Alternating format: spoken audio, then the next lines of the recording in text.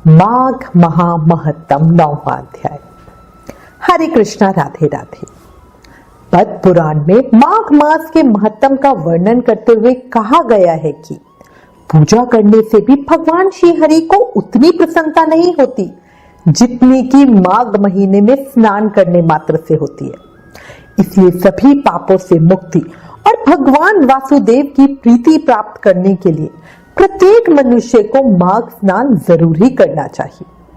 पूरे माघ के महीने स्नान ना कर सको तो कम से कम 3 या 5 दिन का स्नान जरूर करो।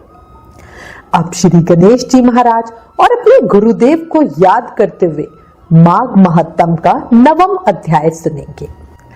3 लोक 14 भुवन तेरी जय जयकार, हे गणपति गण देवता हर लो दुख अपार। बोलो गणेश जी महाराज की जय। गुरुर ब्रह्मा गुरुर विष्णु गुरुर्देवो महेश्वरा, गुरु साक्षात पर ब्रह्मा तस्मै श्री गुरुवे नमः, तस्मै श्री गुरुवे नमः। बोलो गुरुदेव महाराज की जय।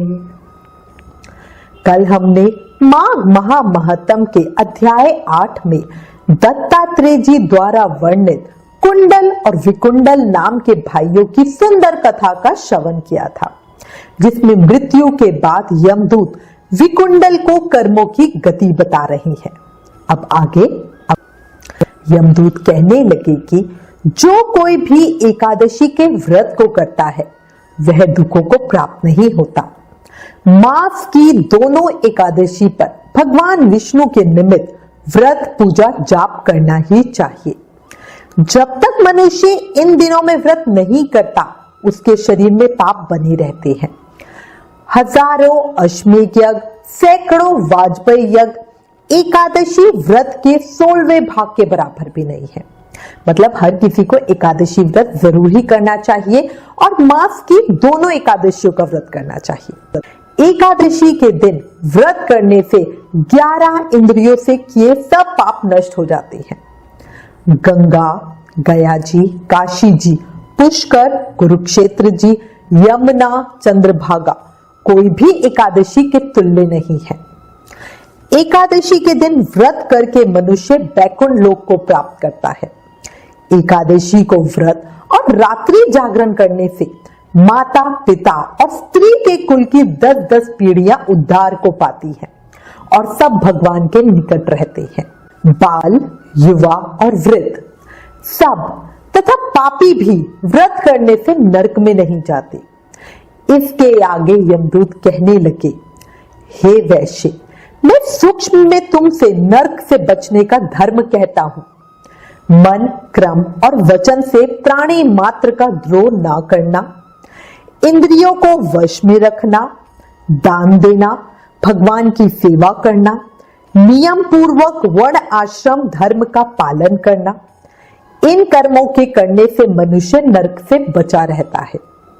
स्वर्ग प्राप्त करने की इच्छा से मनुष्य गरीब भी हो तो भी जूता, छतरी, अन्न, धन, जल कुछ ना कुछ दान देता ही रहे। दान देने वाला मनुष्य कभी यम की यातना को नहीं भोगता तथा दीर्घायु और धनी होता है। बहुत कहने से क्या, अधर्म से भी मनुष्य बुरी गति को प्राप्त नहीं होता। मनुष्य सदैव धर्म के कार्यों से ही स्वर्ग प्राप्त कर सकता है। इसलिए बाल्य अवस्था से ही धर्म के कार्यों का अभ्यास करना चाहिए। अब ये सब सुनकर बड़े प्रसन्न होकर विकुंडल कहने लगा, हे यमदूत, तुम्हारे वचनों से मेरा चित्त अति प्रसन्न हुआ, क्योंकि सज्जनों के वचन सदैव गंगा जल के समान पापों का नाश करने वाले होते हैं। उपकार करना तथा मीठा बोलना सज्जनों का स्वभाव ही होता है। जैसे अमृत मंडल चंद्रमा को भी ठंडा कर देता है। आपने बड़ी कृपा करी जो मुझे कर्मों की गति का ज्ञान दिया। अब कृपया करके यह भी बतलाइए कि किस प्रकार मेरे भाई का नरक से उद्धार हो सकता है। तब दूत कुछ देर ज्ञान दृष्टि से विचार करने के बाद बोला, हे वैश्य, यदि तुम अपने भाई के लिए स्वर्ग की कामना करते हो तो जल्दी ही अपने 8 जन्म के पुण्य फल को उसके निमित्त अर्पण कर दो। तब विकुंडल ने कहा, हे दूत, वो कौन सा पुण्य है और मैंने कौन से जन्म में और कैसे किया, सो सब बात मुझे बताओ, फिर मैं अपना पुण्य अपने भाई को दे दूंगा। दूत कहने लगा, हे वैश्य सुनो, मैं तुम्हारे पुण्यों की सब कथा कहता हूं। प्राचीन समय में मधुवन में शाल्की नाम के एक ऋषि थे। वो बड़े तपेश्वरी ब्रह्मा के समान तेज वाले थे। उनकी स्त्री रेवती के 9 पुत्र थे, जिनमें से 5 पुत्र जिनके नाम ध्रुव, शशि, बुध, तार, ज्योतिमान थे। इन 5 ने गृहस्थ आश्रम धारण किया तथा निर्मोह, जितमय, ध्याननिष्ठ और गुणतंग ये चारों संन्यास ग्रहण कर वन में रहने लगे। वे लोग किसी भी प्रकार के अवगुण से बहुत दूर थे और पत्थर और सोने को एक सा समझते थे। जो कोई अच्छा या बुरा उनको अन्न देता वही खा लेते और कोई कैसा ही कपड़ा दे देता उसको ही पहन लेते। वो हमेशा भगवान के ही ध्यान में लगे रहते। इन चारों ने व्रत, शीत, निद्रा और आहार सबको जीत लिया। बस चर अचर को विष्णु रूप समझते हुए मौन धारण करके संसार में विचरते थे। ये चारों महात्मा एक समय तुम्हारे घर आए। जब तुमने मध्याह्न के समय भूखे प्यासे इनको आंगन में देखा तो तुमने गदगद कंठ से आंखों में आंसू भरकर इनको नमस्कार करके इनका बड़ा आदर सत्कार किया। इनके चरणों को धोकर बड़े प्रेम से तुम इनसे कहने लगे कि आज मेरा अहोभाग्य है, आज मेरा जन्म सफल हुआ, मुझ पर भगवान प्रसन्न हुए, मैं सनाथ हुआ, मेरे माता पिता पत्नी पुत्र गौ आदि सभी धन्य हैं जो आज मैंने हरि के समान आपके दर्शन पाए। सो हे वैश्य, इस प्रकार तुमने श्रद्धा से उनका पूजन किया और चरण धोकर जल को मस्तक से लगाया। फिर विधि पूर्वक इनका पूजन करके तुमने इन सन्यासियों को भोजन कराया।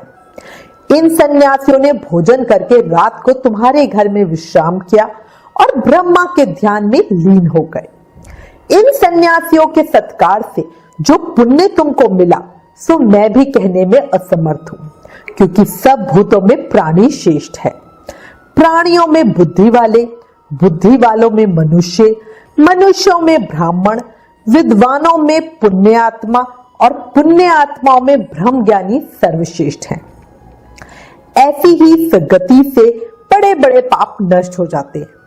ये पुण्य तुमने अपने पहले 8वें जन्म में किया।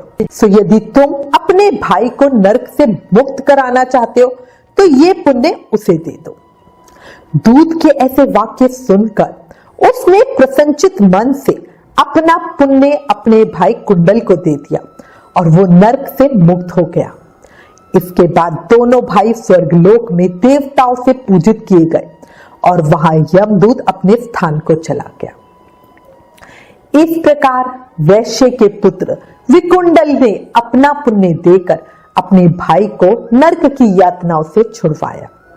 सो हे राजन, जो कोई इस इतिहास को पढ़ता या सुनता है वो 1000 गोदान का फल प्राप्त करता है। माघ महामहत्तम 9वां अध्याय समाप्त। इस अध्याय में हमें यमदूत ने एकादशी व्रत का बहुत ही सुंदर महत्तम बताया है। साथ ही साथ संतों की सेवा कभी व्यर्थ नहीं जाती ये ज्ञान भी दिया। जन्म मरण के चक्र से मुक्ति पाना चाहते हो तो एकादशी व्रत जरूर करो और जब भी मौका मिले तो साधु संतों की सेवा करो, दान दो। कल माघ महामहत्तम के अध्याय 10 में आगे की कथा सुनेंगे। क्षणभंगुर जीवन है पगले, क्षणभंगुर जीवन है पगले, कर ले प्रभु का ध्यान रे, ना जाने कब दे का पंछी कर जाए प्रस्थान रे। ठीक कह रही हूं, ये याद रखो, मन में बसा लो। जीवन का कोई भरोसा नहीं है, इसलिए अभी भी समय है। ज्यादा से ज्यादा नाम जाप करके जन्म मरण के चक्र से मुक्ति पा सकते हो। कलयुग केवल नाम धारा, सिर्फ नाम जाप करके ही भक्ति, मुक्ति, शक्ति, प्रेम सब पाया जा सकता है। अपनी हर सांस से प्रेम से, मन से जाप करते रहो। हरे कृष्ण कृष्ण कृष्ण हरे हरे, हरे Ram Ram Ram Hare Hare. Please in videos को अधिक से अधिक शेयर करके माघ मास के प्रभाव को सबको बताओ। अपने शास्त्रों का ज्यादा से ज्यादा प्रचार करो, ये भी एक सेवा है। राधे राधे।